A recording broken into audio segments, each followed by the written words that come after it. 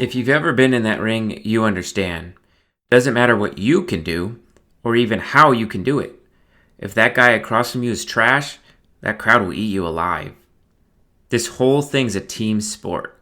Most don't know that. Now, imagine if you're actually in a tag team. Not only do you have to do your thing hard enough, and you better hope the guy across from you can do his thing, but now you gotta be sure your partner's thing works with his partner's thing, and vice versa. Plus you with his partner, etc., etc. Somehow coordinating all y'all's things with each other. I'm no mathematician, but that's like 7 or something combinations, all of which could go downhill by the first lockup. I really don't know how they do it. You gotta be born to work with a partner. Or maybe it's that you guys had to be born to work together.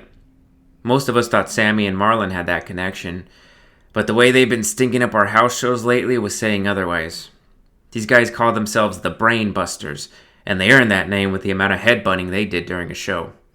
For the most part, they filled the mid-card about as good as you could ask, and anyone would say they were the best tag team we had. But they had been a little off for the past few shows. Nothing we could put our fingers on, just missing beats and little annoying botches here and there. Like I said, if you ask me, it's a miracle a tag match ever works. Lyon took it upon himself to carve a little time out of his very busy schedule to work with the Busters. Being by far the most experienced coach in the gym, he usually worked with classes of beginners, but when the big shots needed some advanced instruction, he was the only option. Almost right away, he diagnosed that there was a certain missing juju element. He said that the moves were strong, their fitness levels were prime, and just about every other match element was running perfectly. What they needed was to find their common ground again, which was no easy task. But if they did it right, that ground would be even higher than it was before this little bump in the road.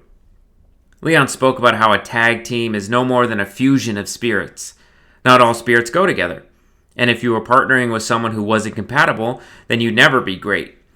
But everyone has some kind of connection with their fellow man. We're all human after all, and we were designed to work with each other. He said when it came to the Busters, he couldn't quite say yet if they had that special connection that all great teams had, but with enough work, they'd find enough linkage to at least put on a solid show until they broke the team up and went on their singles runs, if that's what they wanted. Lyon took Marlon and Sammy through a steady diet of drills and combinations, and they hit them all like pros, but when they built a match with opponents, even in the practice ring, all problems kept coming right back. Finally, after one especially egregious practice, Lyon gathered the Busters together and told them that he had seen something like this before. He said back when he was working gigs in West Philly, he had run into an absolutely dynamite, his words, tag team known as Sword and Stone. As soon as we heard those words, the entire gym knew. We all ran to the practice ring and circled around Lyon, because when he started saying things like when and back then, it meant only one thing, a story. Lyon said that Kellen Sword Moncton and Paul Stone Knierim started working together right out the gate when they would do shows for their neighborhood. This was right in the hottest part of the 90s where backyard wrestling was the only place to be. The duo had been friends since childhood, and they had no shortage of stories of their own misbehaving, far too much for our limited time. Anyway, these boys fell into a rotation of the biggest backyard shows in the Commonwealth, and it didn't take very long for them to become one of the premier draws. At only 16 years of age, the pair had developed a style entirely new to the field. High flyers by nature, they were known for constructing some of those fantastic launching pads these crowds had ever seen. Just one example was a complete-to-scale model of the Center City Wawa, made entirely out of some old wood pallets and a little spray paint. Sword climbed up that thing like a spider monkey, and like clockwork, Stone speared their mark a split second before Sword vaulted off the sign's trademark bird and hit his legendary Excalibur, where he'd come down, feet to the sky, and elbow right into the opponent's gut. Things were going great for these kids, and soon they were booking spots in New York, Orlando, and all the major spots on the East Coast scene. They made some good cash, had a few title runs, and even got some guest spots on smaller televised promotions. Seemed by all accounts that Sword and Stone were set to become the next big thing. Then it all went to hell. No one knew what happened. They had their falling out, but the loyalty was still there, so no one expected any details to make their way to the mainstream. Either that, or what happened was so embarrassing to both that they mutually agreed to keep quiet. Anyway, it happened. Just like that, Sword and Stone was no more. Each wrestler decided to take some time away from the racket, and as we all know in this business, any time away from the ring is time these crowds will happily use to forget you entirely. About 6 months or so later, the names started coming up on bills again. It turned out that not only were the boys comfortable as singles, but they weren't too shabby either. Now, they were nothing like they were when complementing their skills like they used to, but they could fill a low to mid car with the best of them. Fast forward a couple years, and now the singles Sword and Stone had pretty much cemented their place in the West Philly jobbing corps. If you needed a pro to give the marks a show while putting over a new talent, or maybe giving a little legitimacy to a visiting champ, Sword or Stone would be your guy. Of course, this was not the career either had imagined, and at the back of their minds they had to have known that if they had just buried the hatchet and set things straight, they could end up touring again and possibly even grabbing that elusive WWF tryout. But just like the diuturnal materials that made up their stage names, they were no less stubborn. The day finally came when it seemed as if their luck had changed. Both boys had received an offer to tour a few cities up north around Peterborough, Ontario. This was the biggest shot they'd gotten in years, and they needed to take it without question. However, since they hadn't had any real luck since their days as Sword and Stone, the boys still shared a car. Since Canada was a long ways north, they would need to carpool, meaning hours upon hours of isolated togetherness, which was asking a lot considering that the only time they ever communicated was in sticky notes to coordinate the use of their car. If they wanted to take what could be their last shot at any makings of a legitimate pro wrestling career, they would have to bite the bullet and buckle up. After a little bratty hesitation, they both made the decision to drive up together and tour the Great North. The sticky notes were clear that this did not mean they needed to talk or even acknowledge each other's existence. Fortunately, their matches were for the most part not concurrent, and outside of the car rides and motel rooms, they could keep their distance.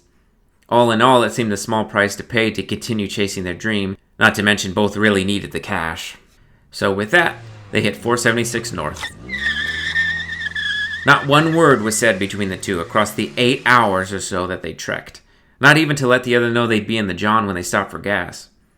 The music covered most of the awkwardness, with the remnants of it only creeping in when one of them had to swap out a Sum 41 CD. Finally, they got to the border. Sword mumbled under his breath and mostly to himself that they were in Canada now, and after they circled Lake Ontario, they'd make it to their motel in Peterborough. Now, Lyon had said that he himself had gone up to parts of the Big C for a few gigs, and he even partied with the Hart family a time or two up in Calgary, so he had seen the real Canada. He said that if one ever crosses the border, something about the Great White North, that famously friendly territory, it gets to you, and right away. Though Sword mumbled their journey update mostly to himself, it was still the first words he had said in the vicinity of Stone in almost 2 years.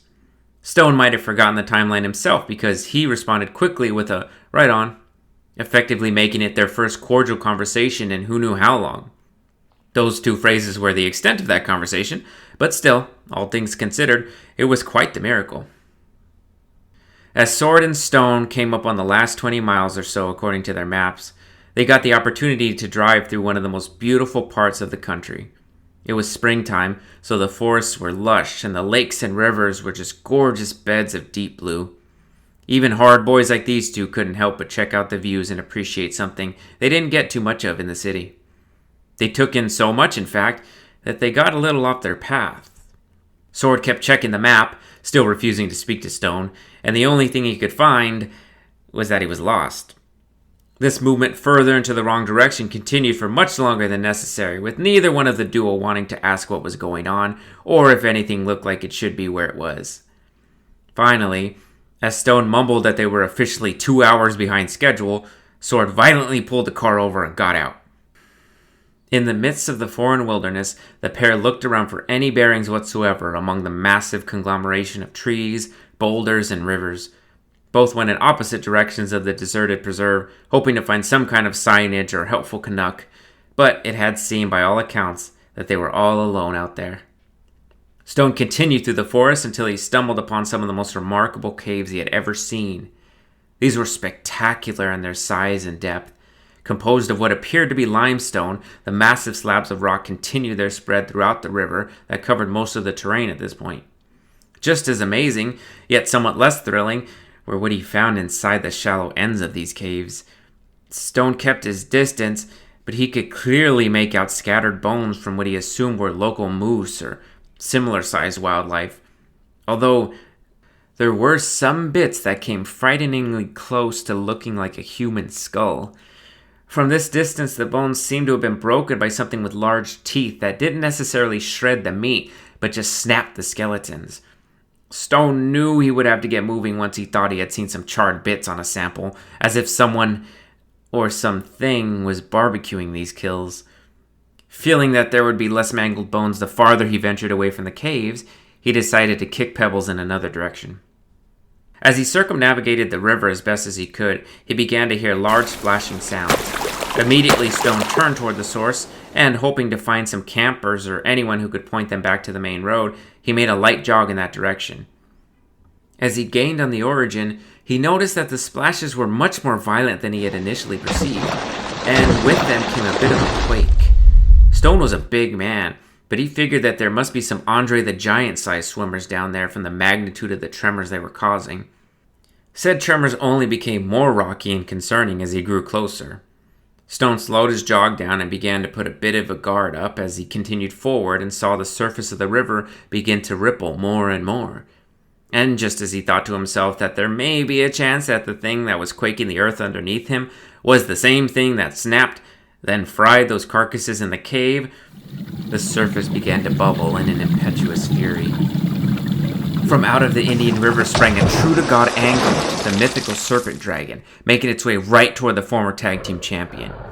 The beast roared with might as it opened its massive jaws, exposing 2 6-foot-long fangs in an attempt to either swallow the wrestler whole or just crack him into easier-to-chew pieces.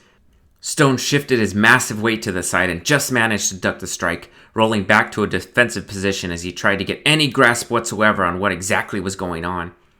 Fortunately, the monster took its time in finding its footing, allowing Stone to finally get a good look at it. The thing had to be 50 feet long from head to tail, with each scale twice the size of Stone's head. At first glance, it looked like a massive serpent, but it had 4 fat legs along its body, ending their bulky toes with razor-sharp talons. Its head must have weighed 400 pounds alone. It also had 2 massive horns above each ear that slicked back as if it had applied pomade to them. As Stone continued to gawk at the monstrosity, it turned its massive skull around and sniffed for its prey, finding the Philadelphian immediately. It hissed with a sonic boom, gnashing its giant fangs and shooting its warm breath clear across the forest enough to cause a sweat to break out on Stone's back. With a flash, the Angaunt charged forward, fangs first. By pure instinct, Stone spread his base, dug his heels into the dirt, and prepared to go heads up with a mythical being about 300 times his size. Each step came faster than the last, the little quakes themselves nearly knocking Stone off his feet. If there were a crowd present, they'd probably all start booing at what was clearly a squash match. Stone's time was up. After a lifetime spent getting his spine rocked against a canvas, having his nose broken up against a turnbuckle more than a few times, Paul Knierim was about to be taken out by a legitimate Canadian dragon. There were worse ways to go, one could suppose. Yet, the way it went, Stone had a few more matches left in him. As the dragon closed on the killing blow, a loud howl was heard across the forest. The monster slowed its charge and eventually stopped, turning to find the source. And with a few rotations of its massive skull, it saw a figure atop a cliff just off in the distance. As this figure began speaking again, Stone recognized the promo style. "Hey, you dirty swamp rat," Sword began. "I heard there was a big guy on campus up here and our little brother to the north, and after seeing those teeth, I can see why you stay in hiding." The Angaunt blew steam out of its nose at the insult, unsure what exactly this puny man was aiming at. "I don't know if you know anything about Philly, but we got rats down there too. We got scorpions, spiders, and even pieces of twice your size floating through our sewers. Kinda crazy. I had no idea those let out all the way up here in maple syrup land. Then again, Now that I think about it, it's really the smell that should have tipped me off. Got a whiff of that the second I crossed the border. The dragon had heard enough. It let out a terrifying roar, this time with a few jets of steam from its nose for good measure. Yet, Sword stood firm and continued pacing back and forth as he added, "Whoa, whoa, whoa. Remember, Mickey Mouse, I'm the guest here. What kind of hospitality is that? Now, my former partner there might find you a little scary, but that's not saying much, is it? I don't really want to get into that. The point is, I'm here now, so unless you want to run back into your little sewer before it freezes up again for hockey season, let's dance." With that, Sword ran down the cliff and headed straight for the beast. Like a bolt of lightning, he covered the ground so quickly that the dragon didn't even have time to toss in another warning roar. In an instant, Sword was on it, laying down haymakers and a few nasty kicks in an onslaught attack. His opponent began to cry in pain as the Philly boy only increased his intensity. He quickly slid underneath the scaly belly and got a hold of its foot, grabbing both legs around it and contorting his body into a position wherein he could apply an agonizing pressure to its joints. When he pulled hard on what was either the ankle or the knee of the Angaunt, it screamed in a yelp that rocked everything within a 5-mile radius. Unfortunately for the American, the Northerner managed to twist around, and once it was in proper position, it was able to fling Sword away, right into a nearby tree. It then spun around and, using its tail as a whip, continued to slam the mass of scaly flesh right into the seated Sword's belly. Stone stood up, seeing the shoe having made its way to the other foot, and once he realized that this was a no disqualification match and the Angaunt would not be penalized for laying into a wrestler in the corner, he made his way over to interfere. Up close to the beast, Stone was humbly reminded of its gargantuan size, so he figured his best bet was using some technique to gain an advantage. Thinking on his feet, he caught sight of some vines nearby and quickly gathered them. He tied each end to an adjacent tree, creating makeshift ring ropes, and after quickly testing their durability, he made a light jog in the opposite direction, executed a harsh pivot, and ran full speed into the bungee foliage, allowing them to absorb the force and launch him sharply toward the dragon.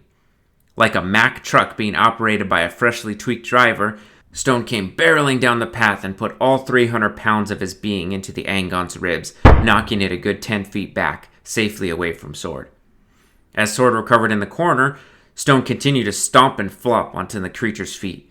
Being far too fat and heavy to raise high enough, the dragon was left without recourse until Stone began power slapping its vulnerable underbelly, each hard contact causing the animal to shriek in pain. This was a major revelation to both, as they now had knowledge of what could be the key to this monster's defeat. Unfortunately, the dragon realized at about the same time that it could easily guard against its belly by dropping flat to the ground, which it did, right on top of Stone, thus neutralizing the attack. Through a gaze of bruises and swelling, Sword tried to see if Stone was okay, thinking it unlikely he could survive a multi-ton belly flop. The wounded man got to his feet and found that he had incurred more damage than he had thought. He limped over to the dragon, hoping that by the time he arrived, he could find some kind of adrenaline-boosted attempt to get it off his former partner. But with one more step, the beast again began to shriek. Sword stood back as he saw the long serpent begin to twist, revealing a braced Stone underneath, front-squatting the massive form off of him. Stone pressed higher and higher until he hit his full arm-extended length. Right as he realized just how wide this serpent really was and that his height would not be enough to escape it, he felt the Angaunt begin to twist away from him. Stone got into better position and began finishing the turn as he noticed that it was Sword who had delivered a textbook spear to create the force required for the flip. Having gotten the beast on its back, Stone looked over at his former partner and for a brief moment thought they might be set to begin the process of executing one of their electric finishers, the Stone's Throw, wherein Sword would hop on Stone's shoulder and the latter would spin around like a shot putter and toss the former into the air for a deadly high-flying move of his choice. However, as Stone dared to fantasize about the return of that particular move, he saw Sword climb a nearby tree and instead set up for his personal finisher, Excalibur. Sure as poutine is greasy, Sword executed the move with perfection, and more importantly, lots of style. He dug his elbow full force into the dragon's exposed belly, causing it to scream in agony and roll as best as it could away from the wrestlers. It continued to struggle until it got to its feet, reached the riverbed, and quickly took shelter back into the stream. Stone turned to his former partner and gave just the semblance of a nod to communicate how happy he was to see that the man was okay. It was answered by a similar gesture, indicating that the two were finally on the same page. Unfortunately, because of the shock of the events and the massive sustained injuries, the miracle of that happening was lost on the pair. "Anything broken?" asked Stone. "Maybe a few ribs. What about you?" Stone shook his head. "My neck feels like hell, but I think I'm good. Still not as bad as the ladder match with Dieter and Frankie in Beaumont." Both shared a grimacing laugh at the reference as they began to shake their ailments off and make heads or tails with where they were. Sword paced around a bit and made his best guess.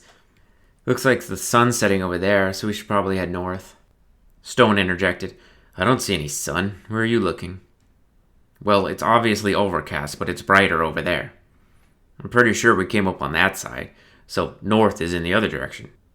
Sword approached Stone in disbelief. "What are you talking about? We came in through that side of the river. Are you stupid or something?" Naturally, Stone did not take to the insult well and shoved Sword backwards. "Who's the one who got us lost? We had maps and routes all made up, but I guess since we didn't mark them in crayons, you couldn't be bothered to follow along." With this, Sword mockingly laughed. "Wow, Paul, you have some balls. Really gonna talk to me about not sticking to the plan? Really? You of all people?" Stone turned his back on his partner and waved off his attacks, yet Sword continued. "You know we'd be in the WWF right now if you just did your part. We'd be flying first class with Vince to shows in Dallas instead of getting assaulted by a magical sea serpent. This whole thing's on you, first and foremost. You and your ego, which is somehow even bigger than you are." This brought Stone right back, and he had no qualms getting right into Sword's face to tell him. "Do you know anything about this business? Do you know how many wrestlers get starry-eyed when they book their first matches, think they have it made, then get chewed up and spit out by some two-bit promoter? Jesus, we went through a few of those ourselves." Stone broke from the stare and turned away as he continued. "Sorry I made a backup plan. Try to find it in your heart to forgive me for not consulting you and what I should do with my career. I forgot only you can make those decisions for me. Don't pretend like you ever cared about our gimmick. Backup plan. It became pretty clear after the Akron botch that you were only using our thing to launch your singles run," replied Sword, which finally broke the attention enough for Stone to come back and thrust his massive hands onto the smaller man's shoulders, easily overpowering him with the grip so ferocious it was nearly cracking his humor eye. "Is that what you really think after everything we've been through?" Stone said through gritted teeth as he lifted Sword up in the air. "You just always gotta run your mouth, don't you?" Right as it seemed he was about to slam him back down, the ground again began to shake. From out of the river, the Angon returned, roaring with fury. Stone let down his partner, and both beaten men assumed fighting stances. The dragon caught them both in its sights, and stood still as they beckoned him, foolishly believing that if they had gotten the better of the beast once, they could assuredly do so again. The Angon put those thoughts to bed immediately as it inhaled a powerful sweep of air. Sword and Stone may not have been experts on mythical sea beasts, but they had seen enough movies to know what a dragon was doing when it inhaled air like that. The two scurried off in separate directions as the serpent unleashed a dark breath of crimson fire in a sweep that reached just enough to singe their heels. Clearly they had both underestimated and royally pissed off the beast, and the odds had once again been stacked against them. True, the pair had been able to add up to an initial whooping of the magical monstrosity, but they had their work cut out for them with these fiery additions. The former tag team found some shelter behind a nearby cliff and once more started to argue. Stone began. "If we can just get to the thick part of the brush, that thing can't follow us." "If we run into the thick of it, it'll just burn this whole thing down. He's pissed, man. We need to get into the water. He can't burn us in there." "And you can outswim a goddamn sea dragon? Think about it. He'll snatch us up in no time. And that's if he doesn't have like a family down there. What if there's more of them?" Sword began compulsively snapping his fingers in hopes that they'd kindle an idea, but he found no luck with the ritual.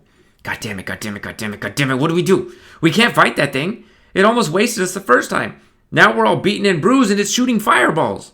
Stone paused, himself partial to a simple silence and stillness as he searched for that spark of an idea that could save their hides. He found a bit more luck as he began nodding. "We'll have to fight it." "Are you insane?" his partner inquired. "What, do you just want the quick death?" Stone continued. "Look, we can't run. It's too big, and with the fire, it'll get us no matter how fast we can get our sprained ankles to shuffle. What we can do is create a plan. I'm thinking something where we work on the sides. Did you see how thick its neck was? It can't turn that fast, and the fire is the X factor.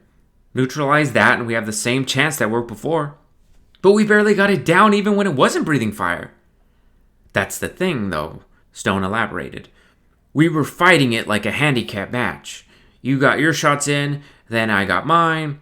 You hit your finisher clean, but even that wasn't enough to put it away. That thing's not fighting fair. I mean, fire would get a DQ in any normal 3-count match. We gotta work the thing at the same time. So there it was. If Kellen Monkton and Paul Knierim wanted to make it to sundown, Sword and Stone would have to ride again. It was the only shot they had. The facts were, when a 50-foot fire-breathing sea serpent had its heart set on cooking you to a crisp, all those differences you might have with your best collaborator don't seem so big anymore. Sword looked at Stone to verify that his partner knew what he was asking. Not only were they going to fight together as a team once more, after years of animosity, but even if they managed to put their differences aside and work for the greater good, that could very well still not be enough. They could act like grown-ups, take the high road, work together like the old days, and still end up flat as a pancake underneath an Angon's paw. There had been more than a few times not long ago where these two would have engaged in a scrap for nothing more than a 6-pack of Coors Light to split between them. In those days, you couldn't keep Sword and Stone out of a fight, no matter the potential consequences. Shoot, they even had some buzz talks about how they'd consider dying by each other's side in the glory of battle the preferred way to go. Yet, here they were, debating within themselves if it was worth it to team up and get one last scrap in to save their pitiful lives. When the reality of the situation set in, the thoughts had cleared, and the opportunity presented itself as such, they finally realized there was only one thing for them to do. Sword reached into his imaginary hip sheath, pulled his arm across his body and extended it fully, balling his hand into a fist in a gesture that always kicked off their matches. His sword was immediately pounded down with both fists by Stone. The match was on. The dragon continued to pursue the pair behind the cliff, getting right up against the sheltering material when Sword shot out to the side. Immediately, the beast roared and sent a line of flames at the speedier wrestler, who dove to take cover behind another boulder. Speaking of massive formations of heavy organic material, as the dragon continued his attempt to blacken Sword's covering, Stone came barreling out of the sky, having launched off the cliff, and landed right on the Angon's skull, bringing his head all the way down to the ground in a fang-chattering clash. Stone rolled over and immediately met with Sword near the beast's back left leg. The pair wasted no time and began firing punches into its ribs as it tried with no success to turn and sweep them away. Being so close to the body, it became impossible for the Angon to use its fire against them, being forced to twist and turn in hopes of stomping the pesky tag team. Sword and Stone did not relent, and each time it rose its foot to stomp, they observed the pattern and did their best to time it. Finally, the opportunity emerged, and right as the Angon made a move to stomp the pair, Stone took a step closer and raised his arms to essentially jack up the dragon, preventing it from making any further maneuvers. For that brief moment, the confused beast struggled to balance, and the brevity was all it took for Sword to once again hit it with the spear, sending it straight onto its back. This time around, Sword and Stone made their way to the top of the cliff, and as the beast continued to struggle to get to its feet, the pair prepared for what would become the first chopping block in nearly 3 years. Now, the chopping block was perhaps the most deadly finisher in Sword and Stone's arsenal. It was the same move that won them all 3 of their Upstate Penn Wrestling Tag Team belts, and it was the one they famously used against Jeff and Matt Hardy back in Carolina, leaving everyone who saw that match with the impression that the Philly Boys would be the next big thing. Anyway, it was a high-flying move that was as simple as it was effective. In a typical squared circle, Sword and Stone would set up on opposite turnbuckles, and with their opponents in the center, they would perfectly time the jumps. Sword would come in first with his Excalibur elbow drop right in the gut, and a split second after, the poor supine man could expect all 300 pounds of Stone to drop like a wrecking ball on his head. Naturally, this would be the first time they would attempt this on a non-human opponent, but it was the best thing they had, and by God, they were going to use it. Sword looked over to Stone, and both exchanged nods, followed by a fist bump. Stone ran a bit further down the cliff as Sword loaded his quads and glutes, then sprang off the cliff, trusting his partner to follow shortly. Sword quickly positioned himself properly with his elbow pointed straight down, left forearm supported by his right, and his toes pointed toward the sky. He braced his core, pinning his shoulders back, squeezing his abs, and externally rotating his femurs. The high flyer made contact with the angle right in the fleshiest part of the gut, digging firmly into the supple part of the underbelly, causing it to jerk upwards in a forced sit-up, just enough for Stone to come down and hit it right in the throat, sending its skull back down to the hard ground. The beast had been so badly struck that it couldn't even moan. The tag team rolled off him and watched as it writhed in agony on its back, evoking a drop of pity from the opponents. However, this was short-lived as the dragon continued to wiggle, eventually finding its way onto its feet, and once more locking onto the wrestlers. The ailing monster took a deep breath. Well, it tried. About halfway through, it began a violent coughing fit, complete with smoky exhaust. Panicking, it tried to take shorter breaths, but all was for naught. The fire was no more. "Hey, Stone, I think you cut off the gas," Sword laughed as he watched the Angon struggle. "Guess I did," his partner concluded as he too enjoyed the sight of a weakened mythical creature. "Hey, Sword, this is a no DQ, right?" With this, Stone made his way to an old tree off the side and with little effort ripped off a thick steel chair-sized bit of bark, handing it to his partner. He then peeled one off for himself and both banged chairs together before making their way to opposite sides of the beast. Like kids at a piñata, Sword and Stone were all smiles as they laid into the dragon's sides and belly with the thick slabs of bark. The Angon could scarcely stand the agony, even tapping its foot in mercy. Sadly, it did not understand that there are no tap-outs in a no-disqualification match like this one, and the only way it could find mercy was in staying down for the count. Realizing this, the serpent crawled its way back to the cliff as the pair continued to go ham on its ribs. Finally, the beast was close enough to tumble its mangled body into the river, once more disappearing, this time in a rather pitiful splash. Sword and Stone stood over the river in anticipation, beginning the count. 1, 2, 3, 4, 5, 6, 7, 8, 9, 10! The partners high-fived and hugged, letting go only to raise each other's arms in victory. With the theatrics having been exhausted, and well-deservedly so, the pair finally sought out and found where their car was. When they got back to it, they retraced their path and got back onto the main road toward their gigs, just in time to grab a few hours of sleep beforehand. Even though both found it hard to sleep, knowing that immediately after this little Canadian excursion, they needed to get in that Philly gym ASAP. Sword and Stone was back, and they had a lot of new moves to work into their sets.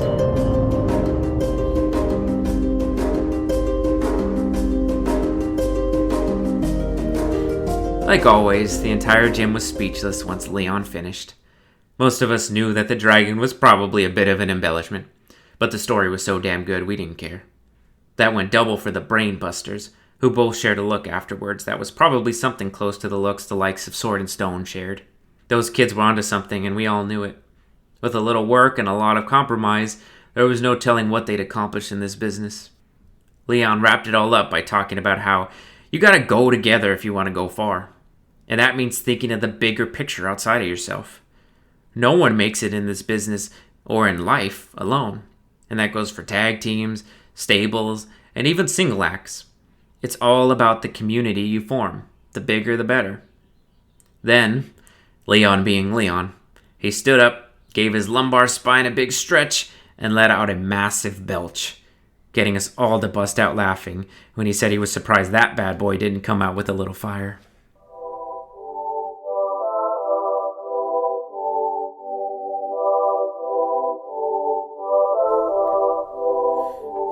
That was the Ballad of Sword and Stone, the latest Lyon Plus on Recollection. If you enjoyed the story, make sure you go back and listen to California Cal and Harley Ham if you haven't already. Those are other wrestling stories, and I enjoy writing and recording these so much there will be plenty more to come. Speaking of coming up, we have the Bad Boys at Baldwin Park PD, the season finale next. That is with my new character, Detective Diliana Desarian, as she investigates some misconduct in a police department. It's a mystery, crime in it. Definitely going to want to check it out. So make sure you subscribe, Spotify, Apple, YouTube. Thank you so much for listening and spreading the word, telling your friends, posting on social media. I appreciate it so much, and I will be back next week.